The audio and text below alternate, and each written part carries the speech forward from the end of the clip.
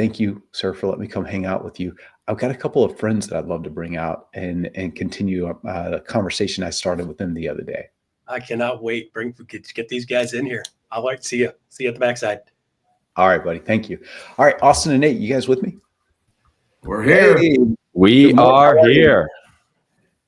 How are you guys? Doing great. Great. Well, happy Friday to you both.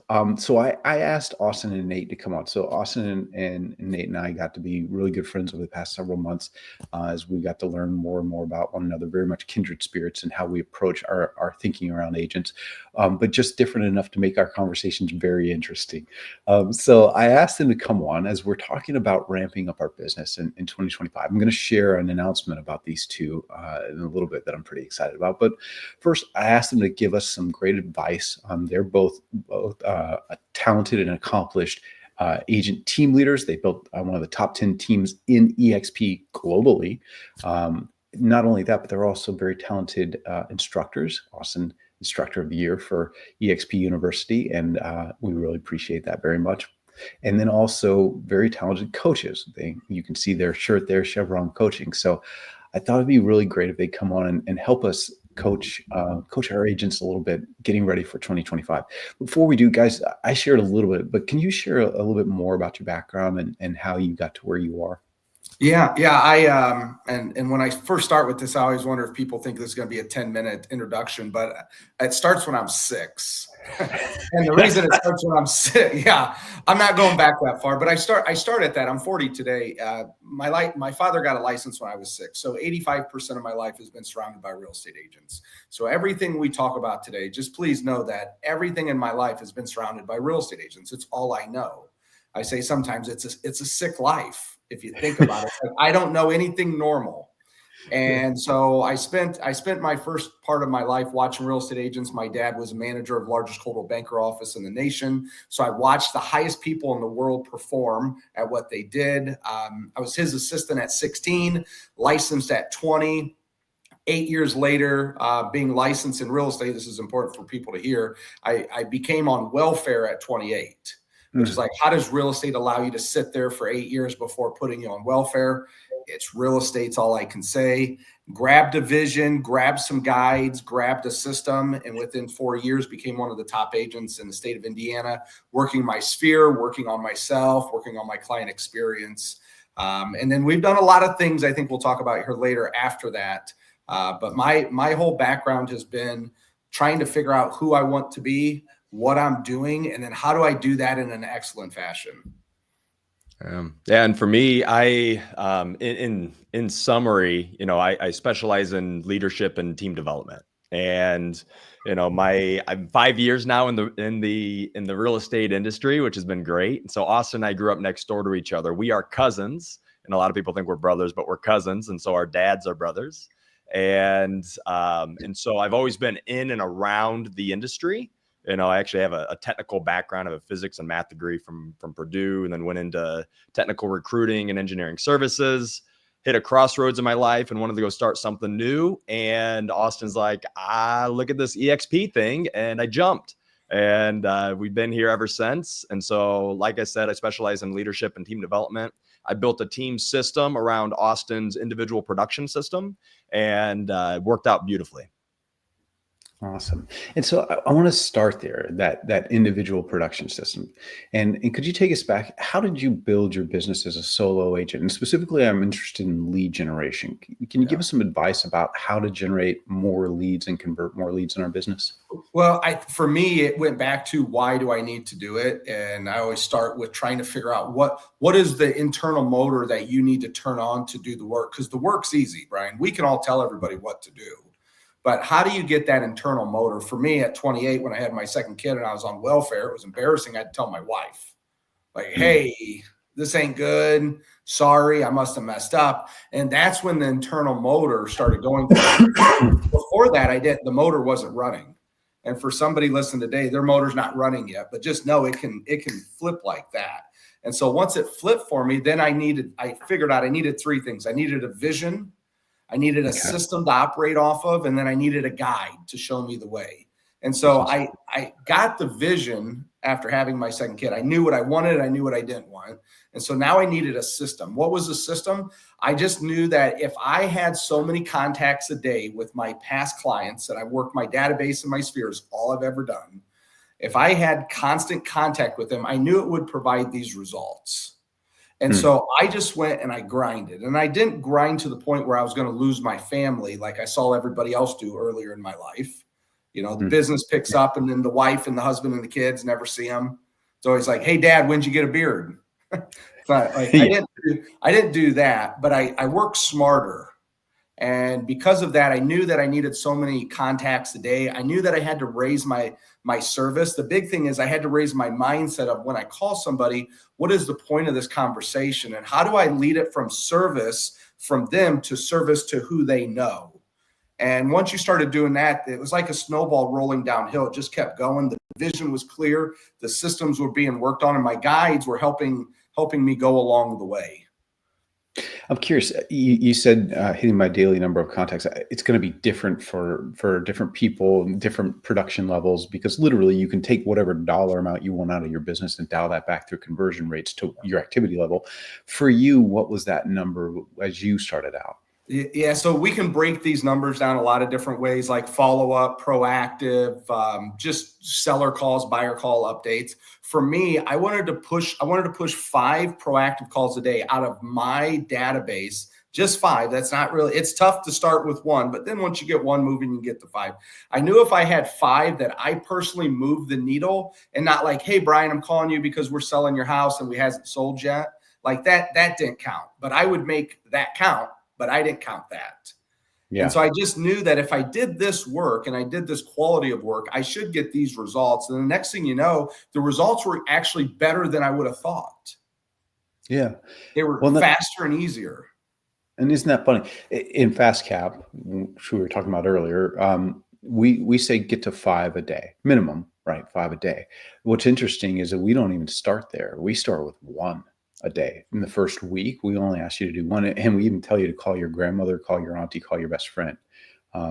Just get into the habit. In other words, what's interesting about getting into the habit is when you do call your grandmother, inevitably they're going to tell you that the bridge partner down the street is selling their home. It just happens, right?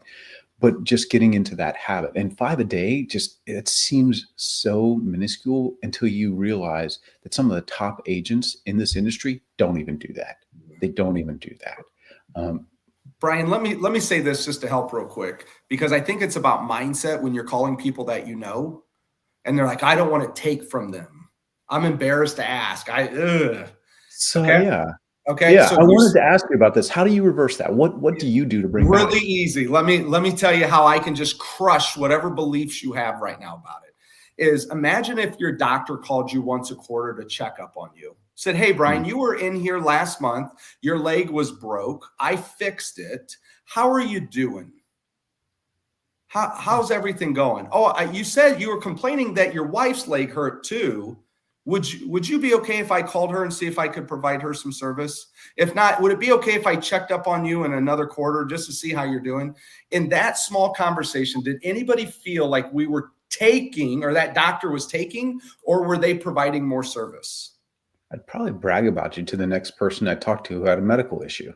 Right. Would you pay more for the service if your doctor called you once a quarter or once a year to check up? Would you pay more for it? $1? Yeah. My wife actually has a specialized medicine package from her doctor because she loved that doctor so much. And so she bought in and pays more than what our insurance even requires. Now, saying that out loud, do you think that if your doctor never called you and checked up on you, that their level of service is actually lower than what they could be providing you? Yeah, of course. Of course. So why aren't we calling our clients and providing them services? Because we're actually taking away from what they should experience with us. Yeah. Yeah, that's exactly right. And so these principles, and I know you guys built your business a lot by referral. And what's interesting is you built not only one of the most successful teams at EXP, I mean, literally top 10 EXP globally, but one of the most profitable because you weren't going out there buying Zillow leads, and which can be costly and also have lower margins on the backside when you actually do close a deal. you were out there kind of scaling what most people would think of as a solo agent lead generation methodology. Can I ask you, so, pretend I'm a new agent on your team. What would I have gone through in terms of training and expectation on the team? Yeah. First off, it was very clear that we joke about it and say it partly tongue in cheek, but hey, we do not provide you anything coming onto our team. Like, we were very clear. Like, I'm not even going to give you coffee. There's no snacks. Knowing you guys, I guarantee you that statement is true. That's amazing. 100%. Like 100% of the time, we would say that to everything. But because we're giving you nothing, we're giving you everything. And one of our guiding philosophies is, if you give a person to fish, they eat for a day. But if you teach a person to fish, they eat for a lifetime. And so we were very adamant about teaching them how to fish, right? Austin built this beautiful system, this 12 module program that we created, that we now call the Agent Success Program. And I built a team model around that program specifically, and we ran everyone through it, and it's iterative. And I'll get into that in a moment. But for our team, when someone's coming on, we said, hey, we're going to provide you three things. Is all we're really going to provide you. We're going to provide you a culture to thrive in, systems to work your business off of, and a guide, right? And we're going to provide you coaching. So culture, systems, and coaching. And we coached to that specific program. It was a very laid out roadmap and with very 12 distinct steps. And so when people would come on to they would commit to that, right? Like, hey, we're not going to give you anything, but I need you to commit fully to the system and trust in us. And so that conversation was very clear, and we forced them to say, hey, I'm in. And if they didn't, then like, hey, it's probably not the best fit for you. So that commitment level was very clear and so we made sure that everyone committed to that system. And so the system itself, we focus on life, and then we focus on business. We focus on life, and then we focus on business. And so we're, our mission statement, within our team and now within our coaching company, it's to help and show realtors how to live a better life, right? Where help means to teach, to guide, to coach, and show means to lead by example. And so the 12 programs itself and the 12 modules is one, we first started with their goals, and then we got into their database. Then we got into their habits. What habits are they showing up with? What are their routines from a day-to-day basis? We then got into lead gen, and we plugged everyone in from 8 a.m. to 10 a.m. on our team. Everyone lead gen together. We ran as a pack. And so when they plugged in Monday through Thursday, we ran 3 to 4 weeks a month, and then we took off a week. So something that we call a rest run cycle. And so like Austin was telling just about his individual, a referral based business. That's what we did collectively as a group, and we would hold each other accountable to that. After we would really focus on the lead gen, we would hit on money. That was module 5. And actually, how do you manage your money? We would hit into buyer consultations. We would talk about time management and prioritization. Then we would get into sellers consultations. Then we would actually get into our module 9 is our calendar, where, hey, how do we actually map out the whole calendar? Where most agents at best work week to week. A lot of them work hour to hour. And so how do we get them to work month to month and actually start seeing into the future? And then eventually, once we keep practicing that muscle, how do we actually plan out a whole entire year? Where module 10 is DISC, right? We get heavy into communication styles and how do you effectively communicate, one with the team, and then 2, especially with your clients. We get into 11 is at our education plan. And then 12, we talk about commissions and just how, charging a commission it's really about mindset and service. And what do you want to charge for that? And so that's the 12 programs, right? And we go much deeper into that, but that's, and it's an iterative process, right? And because all of us can work on our habits, all of us can continue to work on our time prioritization and how we manage our money and how we effectively communicate, right? So that's what an agent would experience coming onto our team. What struck me most about you guys as I learned about you, as I learned about your business, and as I learned about how you live your lives, is that you live according to the kind of principles that you're talking about. Austin, you talked about, designing your business around being home at 5 p.m. And Nate, you talked about the restaurant cycle, 3 weeks on, 1 week off. What's interesting is So I was in the middle of a mastermind. This was a top agent, top team leader mastermind about a decade or so ago. And one of the guys in the mastermind who's doing 200 deals a year stands up and he's talking about how he works with sellers. And he's like, so yeah, I just have the sellers come to the office and we do the listing presentation there. And all of us in the mastermind are waiting for him to tell us, how he then goes to the house, or that somebody goes to the house and it doesn't come. And lo and behold, he doesn't go to the house, right? He doesn't go to the house. The sellers all come to him. The guy's doing hundreds of sellers per year, and he's not going to their house. And all of us in the mastermind were like, wait, you can do that? And I was talking with another agent a few weeks ago, actually, an EXP agent, and he said, yeah, I do tons of open houses. So like, so great. So tell me, when do you do these? He's like, yeah, Friday afternoon from 3 to 5. I was like, wait, you don't spend Sunday and Saturday doing open houses? He's like, no, why would I do that? I want to be with my family. The world responds to our boundaries, but what most agents don't do is they don't work a system. They don't work a system that helps them establish those boundaries and then work toward them, right? And as a result, we just bump around, and either we figure it out on our own, or for most of us, we just don't. For you, when you see your team leaders coming, your team members coming on your team, and you're presenting the system to them, why did agents typically succeed, and why did agents typically fail when it came to working that kind of system? I'll tell you why they failed. Okay. Now, our interview process was excellent. Everybody that committed said they were going to do it. Me and Nate might be like, I think they'll do it, I'm not sure. But we still had them come on. So the interview, to start with, had to be up here, and you had to jump over all these hoops and hurdles and know that, hey, we're not giving you anything. I always said, I'm not your sugar daddy. Let's make that clear right now. I'm going to help you, but I'm not your sugar daddy. Well, we want to make sure that was clear. You laugh, but this was our interview process. I'm laughing at the phrasing. I respect the sentiment. I'm laughing at the phrasing. Yeah. So with that being said, here's our expectations on how you're going to succeed on this team. And we actually, in our teams program, we break down why we offboarded 30 agents from our team. And Nate, what was the categories we used? It was into our expectations. So we had culture, we had communication, we had commitment, and we had capping. So did they cap?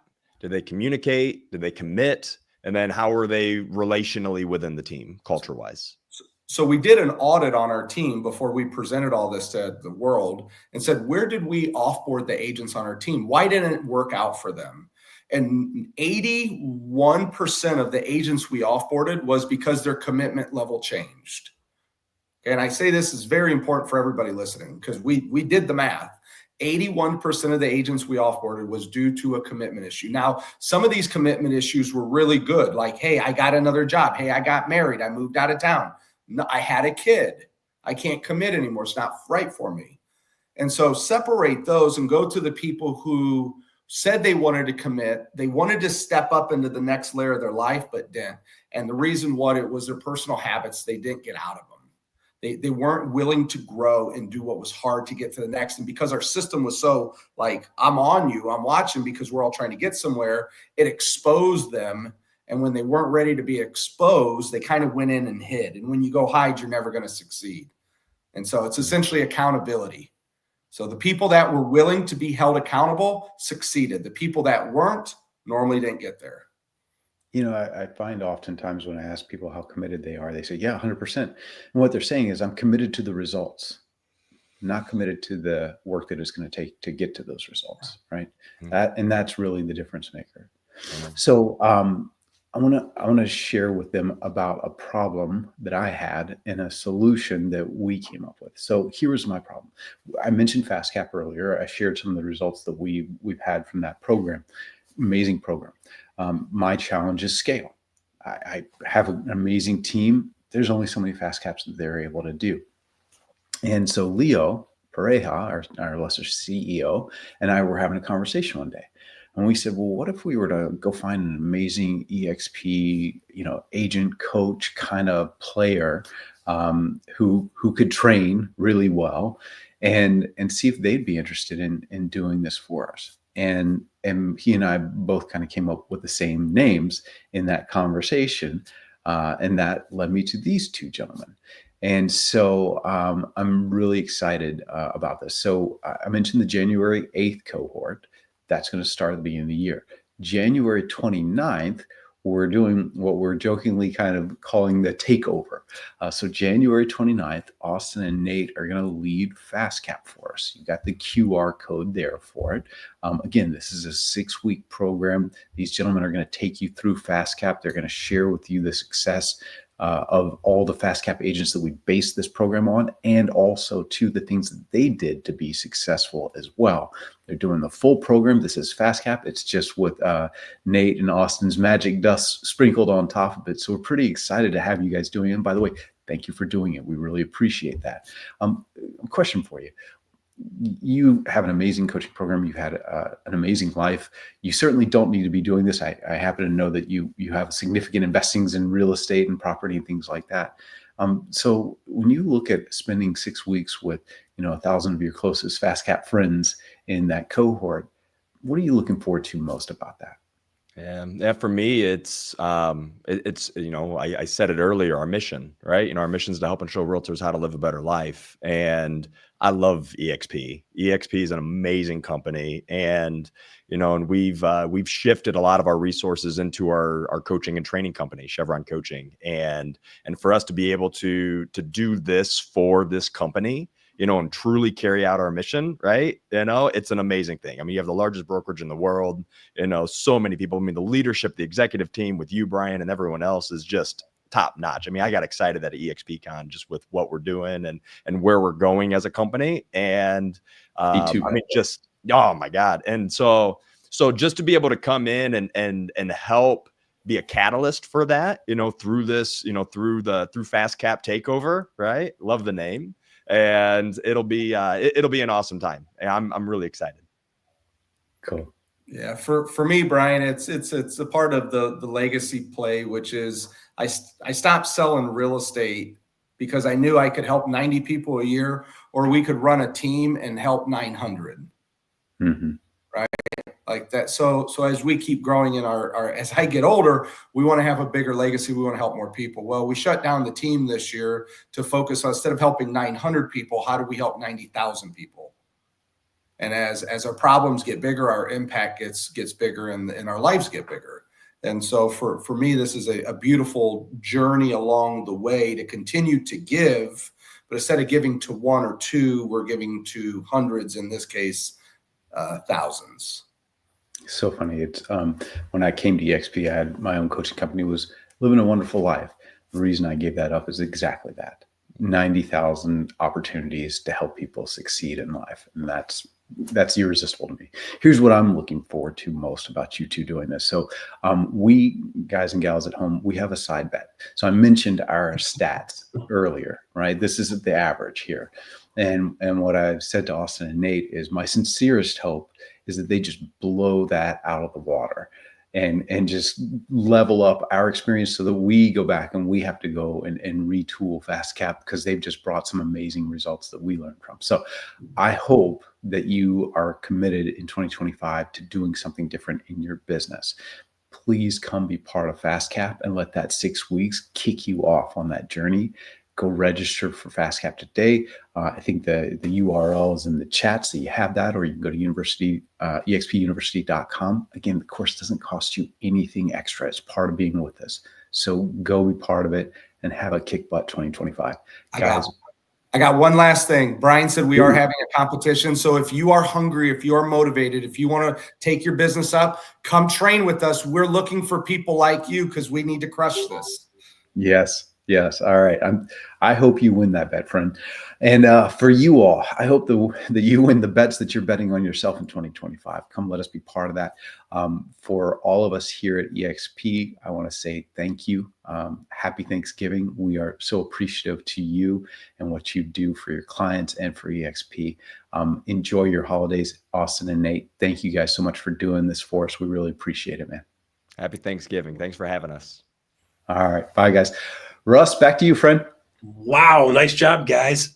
Not only do I love you guys, but you guys show up and crush it every single time. So I'm super glad to have you guys on today. Great job.